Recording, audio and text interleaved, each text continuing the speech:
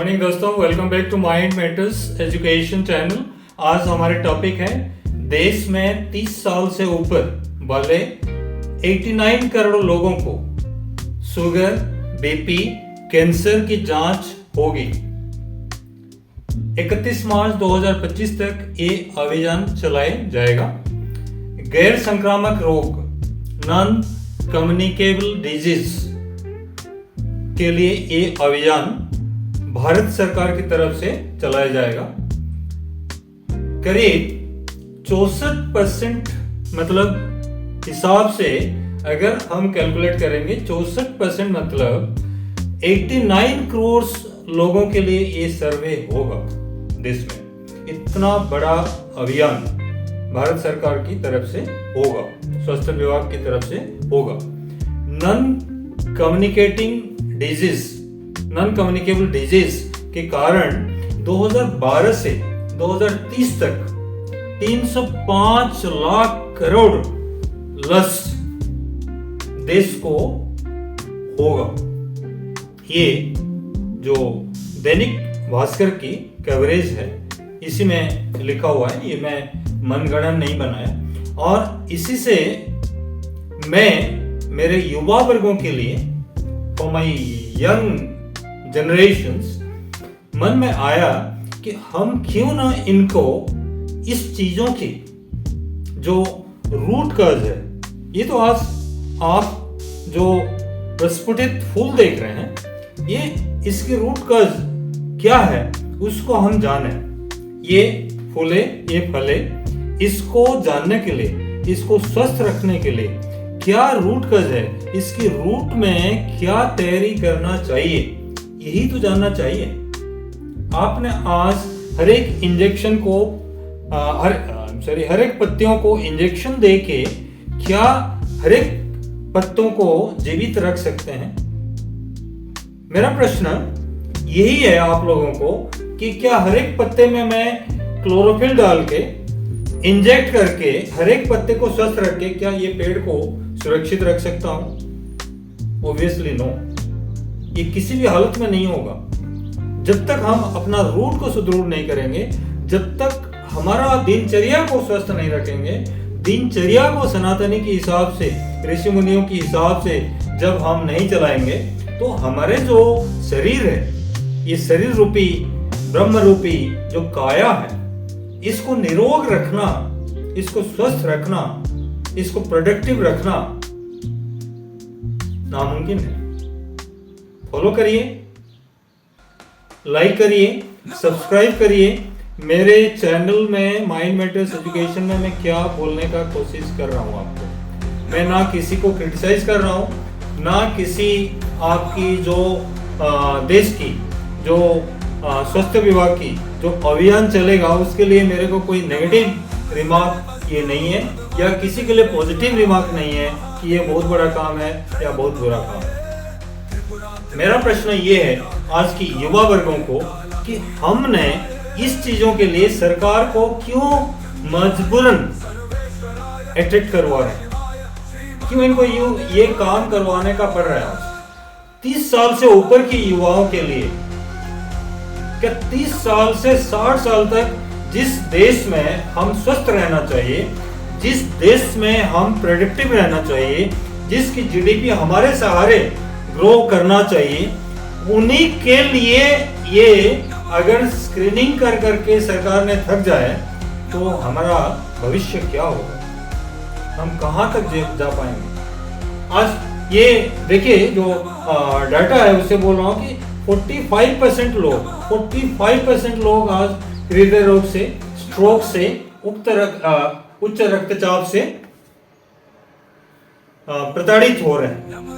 ये प्रताड़ित वर्ड इसीलिए मैं बोल रहा हूं कि बार बार आप लोग हॉस्पिटल को विजिट कर रहे हैं, बार बार आप लोग मानसिक तनाव में रह रहे हैं, बार बार आप लोग परिवार को भी एक दुश्चिंता से मुक्त नहीं करवा पा रहे हैं, डाल रहे हैं उनको बार बार, अपना मम्मी पापा को इसी दुश्चिंता से आप डाल रहे हैं। आप देखिए 22% लोगों को ब्रीदिंग रिलेटेड प्रॉब्लम्स, 22% लोगों को ब्रीदिंग रिलेटेड प्रॉब्लम्स है। What a crisis, what a crisis. 22% लोगों को देश में अगर ब्रीदिंग रिलेटेड प्रॉब्लम है, एक बेसिक श्वास प्रश्वास लेने की प्रॉब्लम है, तो आप इसकी गंभीरता को समझ लीजिएगा। What a grave situation for the country. अगर 22% लोग इस समस्या से जूझ रहे हैं तो हम कहां तक अपना देश को आगे बढ़ा पाएंगे। 12% लोगों को कैंसर की दिखा रहा है सर्वे में। 12% लोग अगर कैंसर ग्रस्त होंगे तो बताइए हमारा जीडीपी का हाल क्या होगा, ठीक है। और 3% लोगों को डायबिटिक दिखा रहे हैं।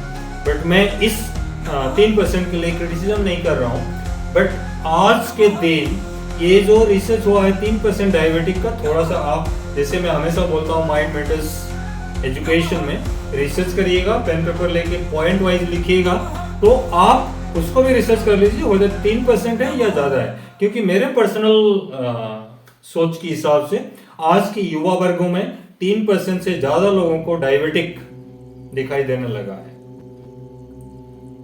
आप स्वास्थ्य संबंधी चीजों के लिए बहुत ही गंभीरता के साथ विचार करिएगा।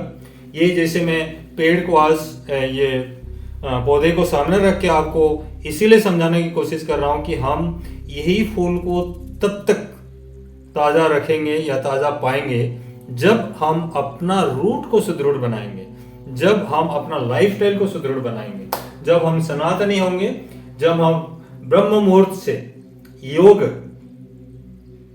मेडिटेशन, लाइफस्टाइल, खान पान, पतंजलि योग क्रिया, क्रिया योग या कोई भी आपकी एरोबिक से लेके कोई भी एक्सरसाइज, कोई भी पॉजिटिव थिंकिंग के साथ आपकी दिनचर्या अगर आप शुरू करेंगे तो आप धीरे धीरे देखेंगे कि आप एक स्वस्थ सुदृढ़ नागरिक होके देश के लिए एक कंट्रीब्यूटरी फैक्टर बन पा रहे हैं। और अगर ये दिनचर्या को नहीं कर पा रहे हैं, नहीं जी पा रहे हैं, तो यही सब चीजें होने वाला है कि सरकार ने हमारे लिए क्या क्या कर लेंगे। आपको एक प्रश्न मैं पूछ रहा हूं कि 140 करोड़ लोगों में सरकार की कंट्रीब्यूशंस क्या क्या हो जाएगा, हमारा टैक्स से क्या क्या हम कर पाएंगे। अगर सपोज हमने स्क्रीनिंग कर लिया, हमने सर्वे कर लिया 31 मार्च 2025 तक 140 करोड़ लोगों में 89 करोड़ लोगों के लिए ये सर्वे करके एक डाटा तैयार भी कर लिया। डाटा तैयार करने के बाद क्या आगे, क्या बेसिक फैसिलिटीज, हमारे मेडिकल फैसिलिटीज पूरे 140 करोड़ लोगों को हर एक घर को पहुंचाने के लिए काबिलियत रखता है। आप कोरोना काल में ऑलरेडी देख चुके हैं कि क्या काबिलियत हम रखते हैं 140 करोड़ लोगों के लिए। काबिलियत यह है अपने आप, यथा पिंडे तथा ब्रह्मांडे, अपने आप को सुदृढ़ रखना पड़ेगा। आपकी शरीर है, आपकी जो शरीर है, बॉडी, माइंड, इमोशन, ये जैसे चीजें आपको पोल्यूट कर रहे हैं, जो चीजों से आप पोल्यूटेड हो रहे हैं, उसको कैसे डिटॉक्सिफाई कर सकते हैं, आपकी टॉक्सिन्स को आप कैसे रिमूव कर सकते हैं, ये सब चीजों को आप सोचिएगा। आपकी बॉडी को आप स्वस्थ रखिएगा, परिवार स्वस्थ रहेंगे, आप स्वस्थ हैं तो परिवार स्वस्थ हैं, अब परिवार स्वस्थ हैं तो आपकी एक विलेज स्वस्थ होगा, तो एक विलेज स्वस्थ होगा तो आपकी आगे की जो कहावत है, हमारे देश स्वस्थ रहेगा। ठीक है, तो दोस्तों धन्यवाद।